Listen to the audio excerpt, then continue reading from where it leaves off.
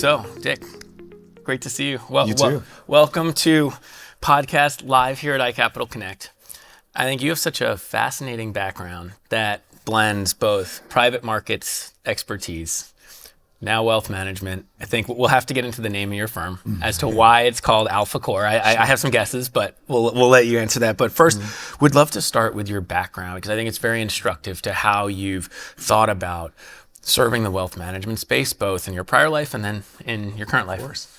Well, thanks first of all for having me here, and what a great conference so far. It's been excellent. And every year it gets better and better, so it's really good to see. For me, I've been in the business for over 30 years. I have an interesting genesis. I was a floor trader for Dean Witter back in the early 90s. In the mid 90s, that's when Dean Witter was the largest futures clearing firm in the world. And they cleared some of the best hedge fund managers at the time. At the time, they weren't that famous, but today they are. This is names like George Soros and Paul Tudor Jones. And when I was with them trading Japanese yen futures, British pound, I really got hooked on the world of good risk management. And that meant, well, what does that mean? Well, it's good risk-adjusted returns, capturing some of the upside but mitigating the downside. And those managers at the time were way ahead of the curve. And what I realized is that those managers were really only accessible to some of the biggest endowments and pensions of the world. And so my career started to say, well, how do we democratize access to these great strategies? And myself and my former business partners, we launched a firm called Altegris, which stood for Alternatives, Integrity, and Risk Management. And we became the first independent alternatives platform in the country back in 2002. And as time went on, eventually iCapital acquired Altegris, which is a crazy small world story. But I've taken that idea of democratizing access to institutional quality managers to democratizing access to institutional wealth management. And when the reason that came about was in the early days of before I launched AlphaCore, is I realized there were some great wealth advisors out there that were good at doing fundamental financial planning, kind of 101, where they gather your information, they look at your trust, your estate, do you have a 529, and look at cash flows. And myself, after we had sold Altegris, I had gone through a liquidity event. And so I sat down with them and with myself and my wife and 3 kids, and they said, okay, well, now that we've gathered your information, as long as you can make between 8 and 12% return per year, you won't run out of money. And then when I asked them, well, how do you make 8 to 12% a year? They said, well, we'll put 60% of your money in equities and 40% in bonds. And for me, ironically, this is 2014, I thought that was too risky. And they were, what do you mean? You're from the world of alts. I'm like, yeah, well, alternatives can provide diversification. So I literally sat down with my wife, and this is the origin story of the name, and I drew a circle on a page, and I said, okay, in the center of our portfolio, we'll put diversified alpha generators. So we'll put long-short equity, global macro, multi-strat, private equity, private credit, private real estate. Not one manager, one style. We'll have a diversified core, and that may be anywhere between 20 and 40% of our portfolio. And the remainder of that will be long-only beta. So long-only equities, long-only fixed income, international US, because we still believe in the creativity of equities. And that will be low-cost beta, and we'll have alpha in the center. And so when I drew this out for my wife, she said, well, you should name your firm AlphaCore. And that's the origin of the name. And as we started to build, we were the first clients of AlphaCore. And then I said, okay, well, I want to have everything that a ultra net worth family wants. And I want great research. I want great investment management, but I also want that supplemented with great wealth planning. So high-end estate planning, high-end tax planning, and tax prep. And that's how we've gotten to where we are today. So on that last point, I think it's a good segue to how you've thought about building your firm. I think it's interesting to hear what's in a name, AlphaCore. Yeah. And it's not just access to high quality private markets investments where you think alpha can be generated. I'd love for you to discuss what you mean by alpha at its core across all aspects of wealth management, because private markets is integrated into that, but it's not the only thing. There's other aspects that I think provide a great service model to end client where client can generate quote unquote alpha. That's right. Yeah, it's a good point. So the genesis was when you think of alpha, and we all know generally what alpha means in the finance world, it's a return above a benchmark, it's a return above your peers. And that was the genesis of AlphaCore. And we built AlphaCore for, call it a $50 million family, where when you do that, you say, okay, well, if we're going to put LPs, interval funds, liquid alternatives into portfolios, you need to have an institutional grade research team, but you also need operations, you need customer service, you need high-end financial planners so they know the language of alternatives and how that can blend across traditional stocks and bonds. And so what we realized is, yes, alpha in the investment sense is important, but you can generate alpha across your entire company. So we can have customer service alpha, right? We can be better than the average at customer service. We can have operational alpha, do it more efficiently. We can have financial planning alpha, do financial planning better than the rest. It goes down the line across the board. So alpha has really taken on a different meaning inside of our firm, and it's really resonated with our client base because we've now democratized what a $50 million family could have. If you build the scale and efficiencies that we have, you can take that down and democratize it to a $5 million family or a $3 million family. When you share that, kind of in my head, I picture this circle and this kind of constellation of different technology solutions across all the different functions that you as an advisory firm provide to clients and what you have to do to run your firm better. I want to get to that in a bit, but before we do, I think it's important to kind of unpack the then and the now with AlphaCore and with private markets. So 2014, how much was private markets investments and access to high quality private markets fund solutions the differentiator for winning client business? It's always been a part of our story and philosophy that differentiate it. I think what's interesting about when we launched AlphaCore just over a decade ago is we could access things that we couldn't access, let's say in 2005 or 2000. And this is really why iCapital is such an important partner to us, is that we have the ability now to use the platform not only for limited partnerships, which is also streamlined with the iCapital platform, but interval funds as well. It becomes part of the vernacular. And part of this is the education piece, right? We will put it in portfolios, but our advisors need to understand what that means and how they're going to articulate that to the end client. So we'll use some of the curriculum that you guys have built. We created a thing called the AlphaCore Academy, which is a badging system that all of our advisors go through to teach. And so it's been a critical, important part. Now, every client's a little different, right? So if your client comes to us and says, all I want is daily liquid income and I'm really tax sensitive, well, they're probably going to go into a muni bond SMA portfolio. The reality is, though, most of our clients, if you're $5 million and up, you don't need your access to your capital every single day, 24-hour liquidity. What we find out is there's liquidity buckets across client portfolios. So maybe a third of their, let's call it a $5 million portfolio, they need access to every day. But you really press them and say, well, what about, could you handle quarterly liquidity? Maybe another third can go in quarterly, and then the last third can go into something longer term. And that's kind of how we split it up. Now that we're talking about technology, how do you think technology is impacting the wealth management business and the workflow that you have as a firm?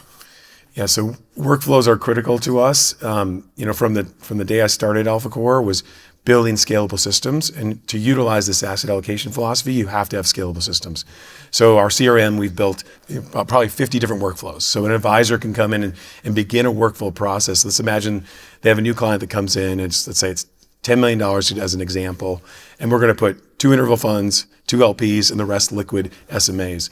Well, they can generate a workflow that begins our operations and customer service team to start it, and they can watch that workflow go through from inception to actually execution. The other part of this is when you're discussing it with your client, they've got to be able to visually show what this means. So if somebody comes to us and said, let's have the MEG 7, and they say, well, I've done really well in the MEG 7 over the last 15 years. And we say, well, we'd like to diversify you. Well, we use Architect, which is a risk analytics tool, to show them, well, here's what you look like now. And if we have another 2020 or we have a 2022 or 2008, here's what would happen. So the visually showing something in Architect is really powerful. How much does that help you win new client business? I think it's a big component. So we do proposal generation for our clients. So our advisors really love the fact that we've built in something like Architect into proposal generation. So in proposal generation, you've got a few things. One might be e-money. You might use a financial planning tool, e-money, Money Guide Pro. So you want to show cash flow analysis. And then you want to show a kind of, here's your current portfolio, here's the proposed portfolio, and that's where Architect comes in. So you do full financial plan, show them cash flows. Then you go to that, how do you make the 8 to 12%? This is where Architect comes in. So when I listen to that, I think about you need kind of a holistic view of a client's portfolio. Now that more clients are thinking about private markets, and you'll appreciate because you've been in private markets for a long time, it can be kind of hard to capture what private markets does to a portfolio on a day-to-day basis. What do you think is still missing from a technology perspective as it relates to how private markets data post-investment can help you run your business better, can help clients understand what their exposures look like? Well, I think the adoption of AI is going to be critical. We continually look to add AI solutions and make our lives and days more efficient. But for me, I'm a visual learner. Our clients are visual learners. Our advisors are visual learners. So just like we were talking to the chief economist of Apollo yesterday, and he was saying, if you look at private markets, you have to be really concerned about the different risk factors you're getting exposure to or not. And so if you think about AI is in public, it's in equity and fixed and private markets. By using like the risk factor radar and Architect, you can actually dive deeper into the private market solutions and say, okay, if I'm going to add private credit or I'm going to add private equity, am I just doubling up on some of the risk I already have in the public side? And by being more nuanced with that, it's really helpful. And you got a radar into and say, okay, if this guy or this client has, let's say, a value bent in their existing long-only equity portfolio, then I probably shouldn't put a value bent long-short manager in. I need something that has the diversification to give you different risk factor. And that's critical as a technology solution. On that point, I want to dive a little bit deeper on how you think about investing, especially given that you've done private markets for so long. How do you think about risk as it relates to private markets? What in your mind is risky? What in your mind is less risky? So we take the world of alternatives and we put it into two major buckets. One would be alternative asset classes, and that would be things like private credit, private equity, private real estate, venture, essentially long only, but in a different type of wrapper than liquid. So the reality is they're going to be less liquid, but you should get an illiquidity premium if you're going to go into those.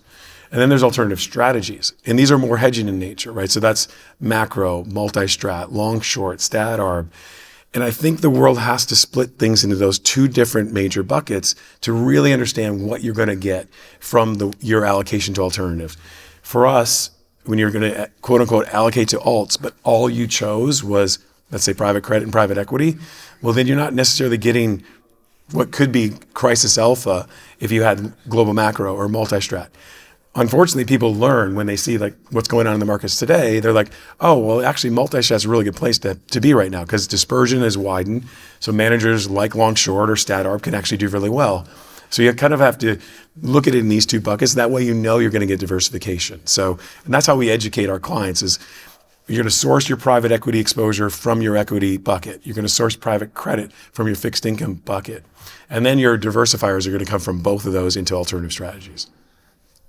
What do you think asset managers can do a better job of as it relates to educating wealth managers as well as wealth managers and clients?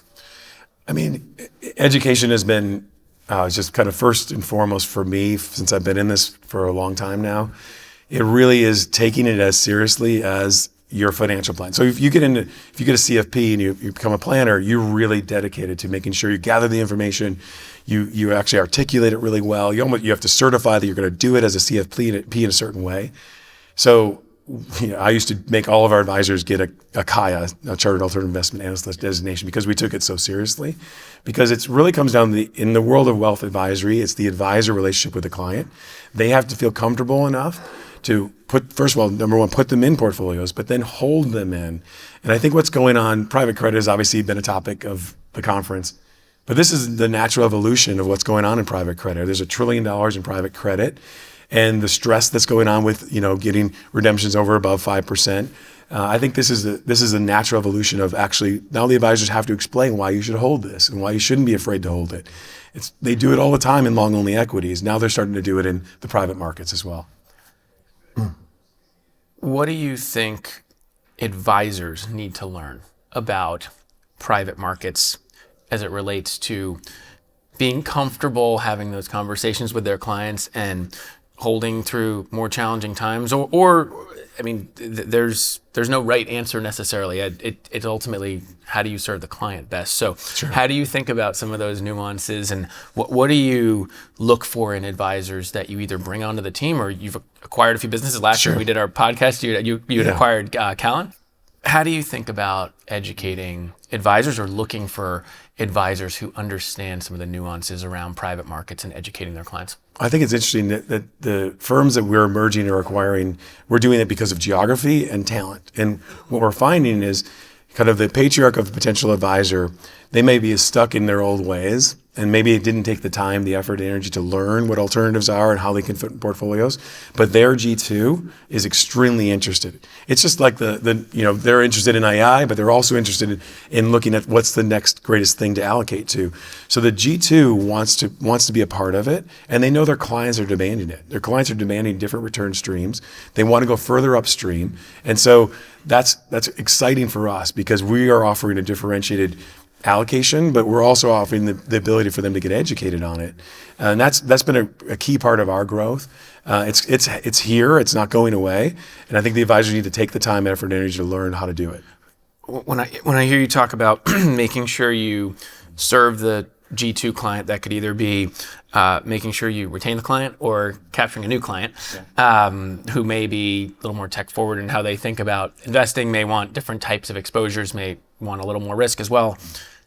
How does that inform how you think about acquiring or bringing on certain firms? Has that changed the complexion of the types of advisory firms that you look to partner with and bring into the AlphaCore family? Yeah, it becomes a natural filtering mechanism. I mean, I think a lot of advisors now use alternatives, but when you define alternatives the way I have, they might only use one piece of alternatives.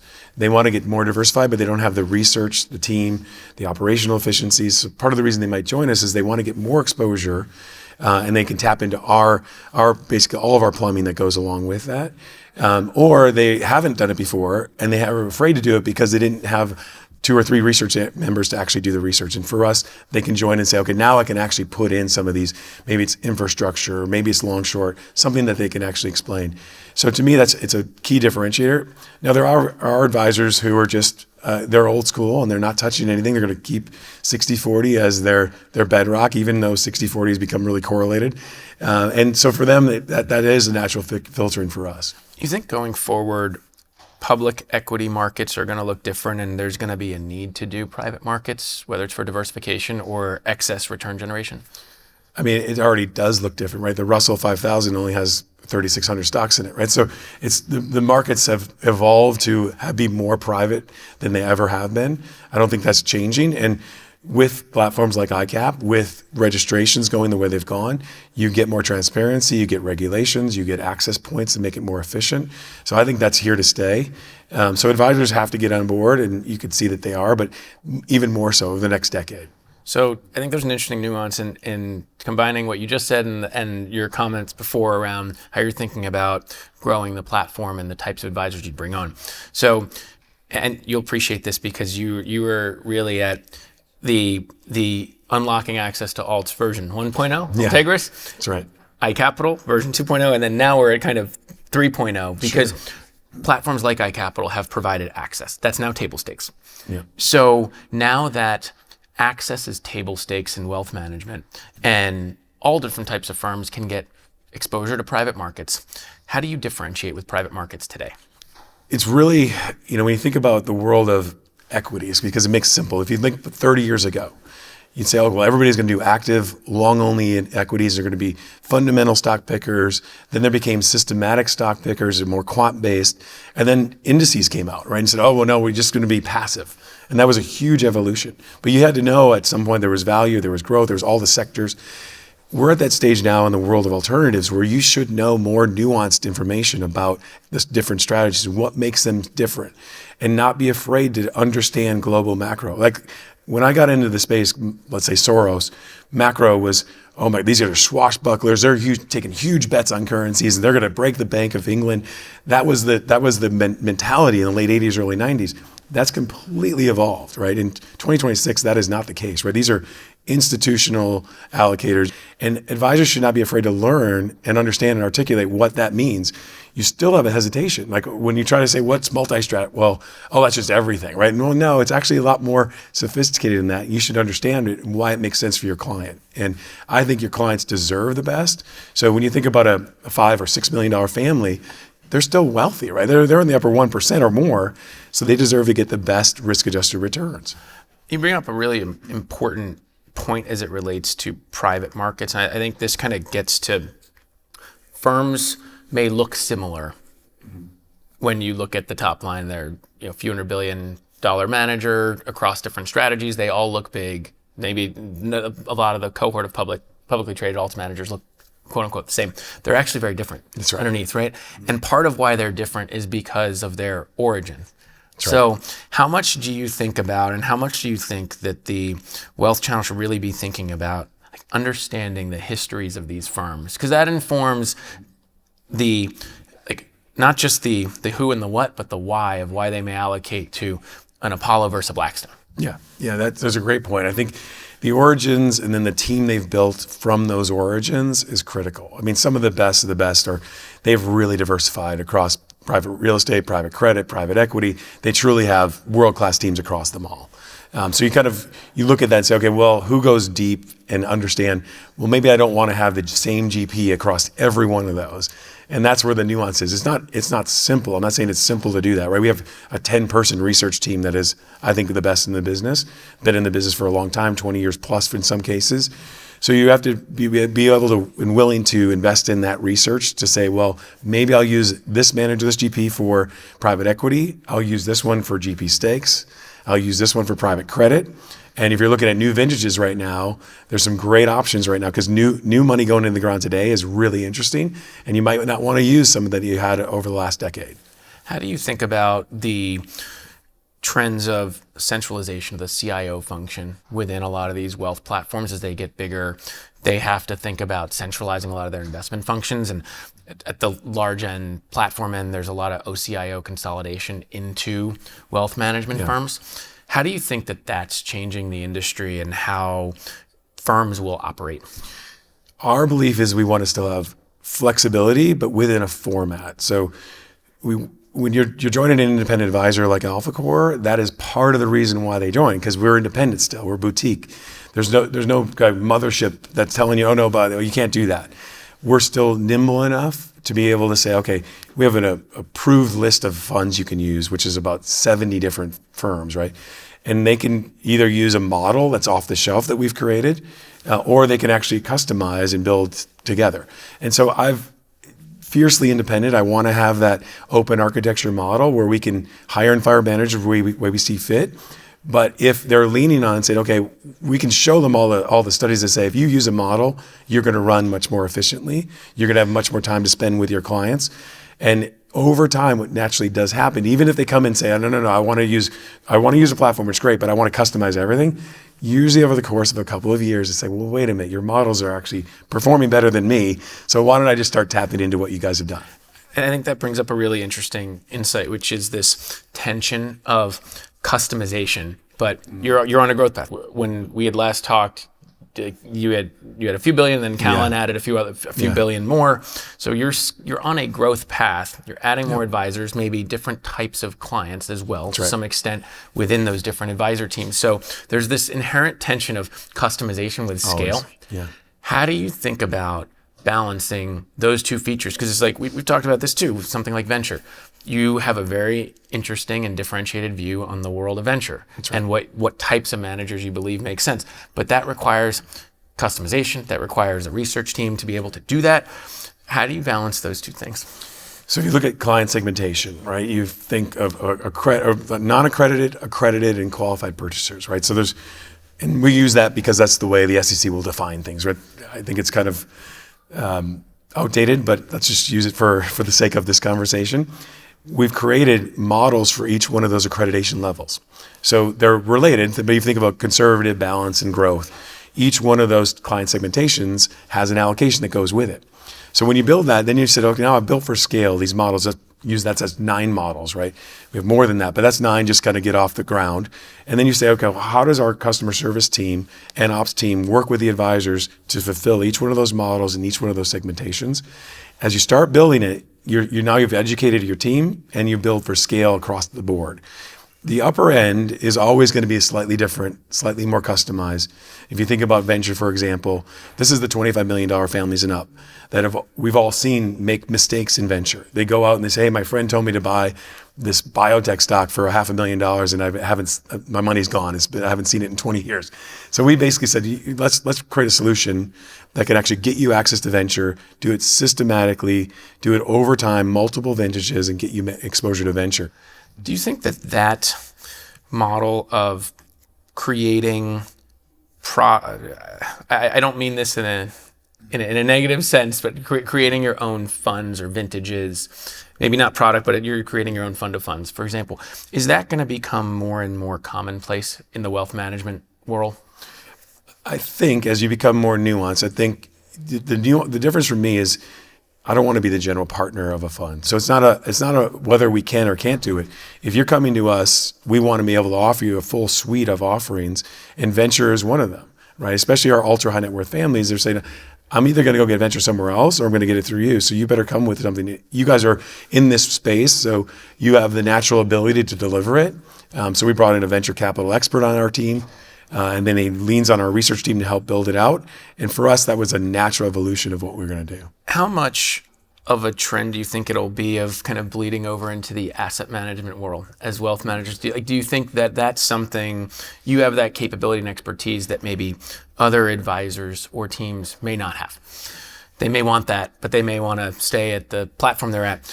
Do you think that will become more of a trend where there will be this bleeding over of the asset management side from the wealth management side? I think it depends. I think it's, like again, you go back to the open architecture version of what we do. We don't think we can, necessarily compete with Blackstone in certain things, right? That's not, if they're doing it better, we're going to use them, right? If we're going to do what's best for the client. You start there and say, do what's best for the client. And if you look across the board, some of the great things that have gone on is you're able to access the best of the best now directly or through a platform like iCap. You don't have to launch it yourself. 20 years ago, you probably had to. And so for us, venture was one of those things that's more niche. We could actually help add value. But in certain other components, we really don't need to. We can actually use what's off the shelf. What in your mind as it relates to private wealth accessing private markets is the next frontier? I think it's the biggest gap remaining in this space is education. Education it sounds really simple, but it really is becoming, having your advisors truly understand what's going on. And that is I think that's been the ceiling, I think, for a long time. As soon as we unlock that for our advisors, the more it gets allocated, the more people hold. How can the industry or industries, both wealth management and asset management, come together to help better educate advisors on the nuances of private markets? I mean, delivering it via technology is going to be critical. The new way people are digesting things. Obviously, a podcast is a great way to do it, right? But video is a great way to do it. There's a whole host of things that the younger generation is digesting in a much more simplistic way, and I think that's going to be how it comes together with the asset managers and the wealth managers doing it jointly. How much do you think clients want to be educated on that same content and that you would deliver the same content or similar content that you'd provide to advisors directly to the end clients? It's a big discussion inside of AlphaCore because we do a large wealth summit every fall, and we have great content on the stage, and then we'll have some clients say, I just want to come for the cocktail hour. I want to hear the music, right? So it really is a dichotomy of client base. Some clients are like, once you tell them you've got it and they know you've got the expertise, they're like, great, now I check that box. I don't need to know anymore. I just want you to tell me that everything's good. And there's other clients who are engineers, computer programmers. They want to know all the nuances and they want to keep up. So you really have to build a broad array of either ways to talk and discuss that, whether that's video or it's podcast or it's commentary.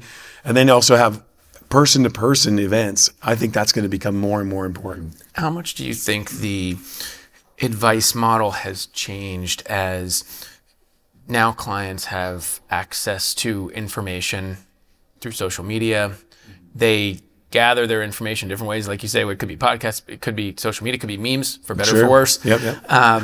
But that creates certain perspectives and views that may or may not be the case. How do you think about dealing with that as you try to educate clients, young or old, about how to think about markets, private markets, and also just like holistic financial advice? I think, our clients or our prospects are coming to us much more educated than they have been historically. So they're using various LLMs. You can name any of them, whether it's Claude or Chat or Grok or whatever. They're going to come to us asking good questions, and we have to be ready to answer those questions. But I don't think we're replacing the person to person, which is when you're dealing with somebody's money, which is so important to them, that is a critical piece. And I think that's not going away anytime soon. So the human and technology can work together. I think that's a great way. I want to ask one final question, which is, what do you think is both the biggest threat and opportunity of AI as it relates to wealth management? I think it's an opportunity. I really do. I think it's going to help us be more efficient. I think it's just adopting the next and greatest technology. There's threats. If you think about Elon Musk in the world, what's to come with a singularity, I don't think that's anytime soon. I think for us, it's much more of an opportunity than a threat, and we're going to use it as where we can across the board at AlphaCore. Oh, this is from someone who's done private markets 1.0, private markets 2.0, and now private markets 3.0 as it relates to the wealth management world. Thanks so much, Dick. This was a great conversation. Congrats Thanks on for having me. AlphaCore. Thank you.